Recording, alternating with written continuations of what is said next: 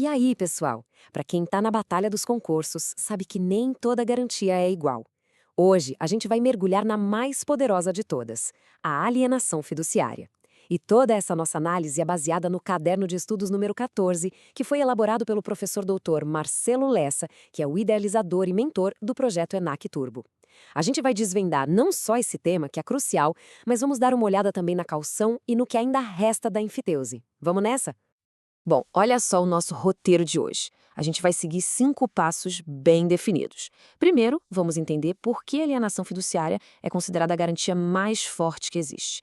Depois, vamos ver como ela funciona na prática, para imóveis e para bens móveis, porque são caminhos diferentes. Em seguida, vamos falar das novidades quentíssimas da lei que mudaram o jogo.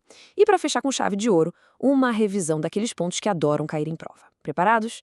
Então, vamos lá. Então, a pergunta é, por que todo credor ama alienação fiduciária? A resposta, gente, está em 2 palavrinhas mágicas: agilidade e segurança. Com ela, a recuperação do crédito é muito, mas muito mais rápida, porque na maioria das vezes nem precisa passar pela lentidão do judiciário. E tem mais, o pulo do gato é que, se o devedor falir, o bem dado em garantia não entra naquele bolo para pagar todo mundo. Ele está separado, blindado, é a proteção máxima para o credor. Ok, vamos decifrar o conceito.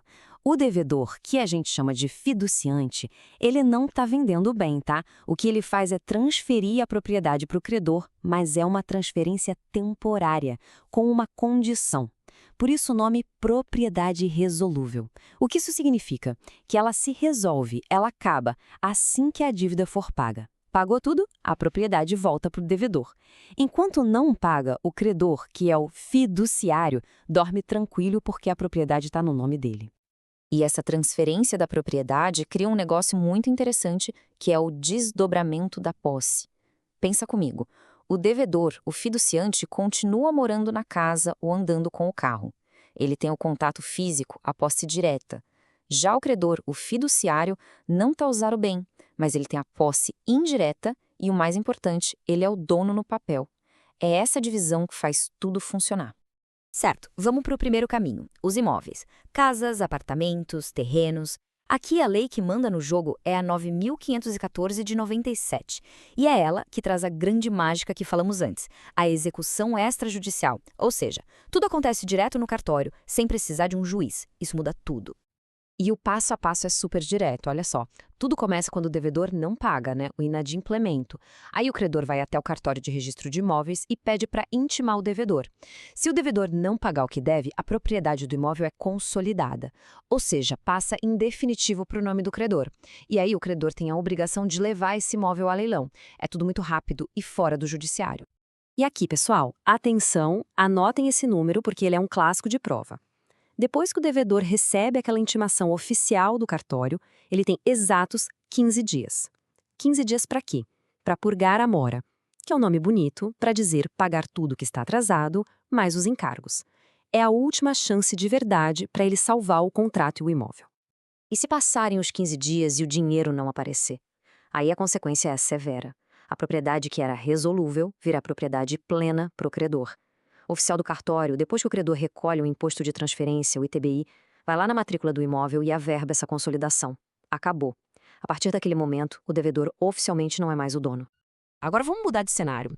E se a garantia for um bem móvel, tipo um carro ou uma moto? Aí a gente sai do cartório e entra no campo judicial. A lei principal aqui é outra. É o Decreto-Lei 911 de 69.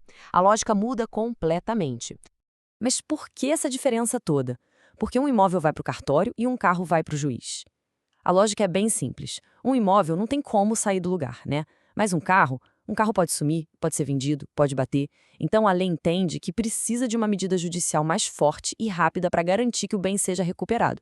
E essa medida é a famosa ação de busca e apreensão.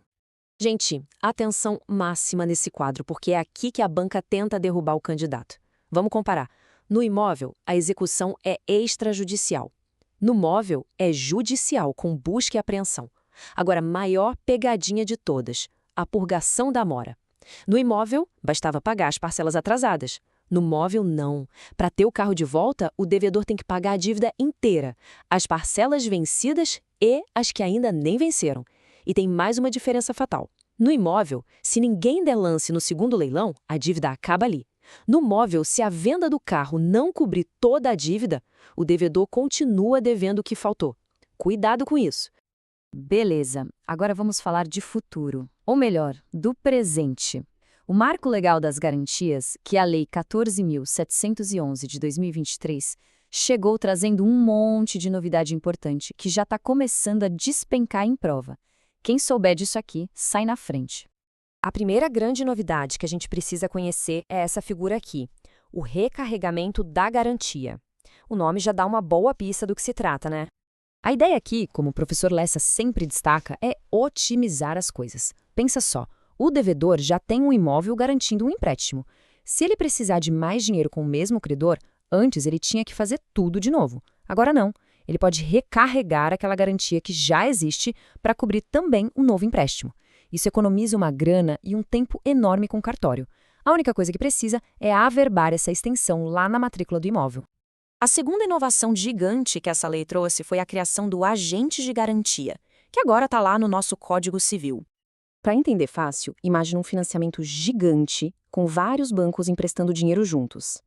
Antes era uma confusão, cada um cuidando de um pedaço da garantia. Agora eles podem escolher um agente de garantia. Essa empresa ou pessoa vai administrar tudo em nome de todos os credores. Ela registra, gerencia e, se precisar, executa a garantia. Isso simplifica demais a vida, principalmente nessas operações financeiras mais complexas. Certo, estamos chegando na nossa reta final. Agora é hora de um sprint com alguns temas que as bancas adoram colocar na mesma questão de alienação fiduciária, só para ver se a gente está atento. Para a gente fechar, 3 conceitos rápidos. Primeiro, a caução. Ela é como se fosse o gênero, e a alienação fiduciária é uma das espécies.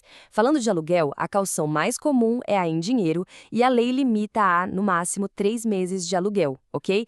Segundo, a enfiteuse. Esse é um instituto super antigo, um verdadeiro fantasma jurídico.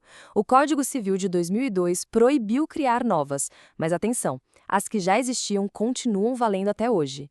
E junto com ela vem o laudêmio, que é uma taxa que se paga para o dono original da terra toda vez que o imóvel é vendido. E para a gente terminar, um desafio final para testar a memória.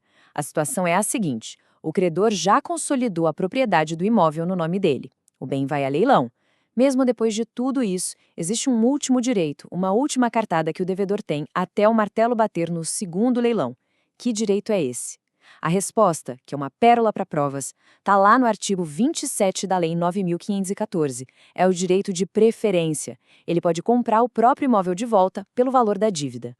Essa análise foi produzida a partir do conteúdo do projeto ENAC Turbo, sob autoria e orientação do professor Dr. Marcelo Lessa.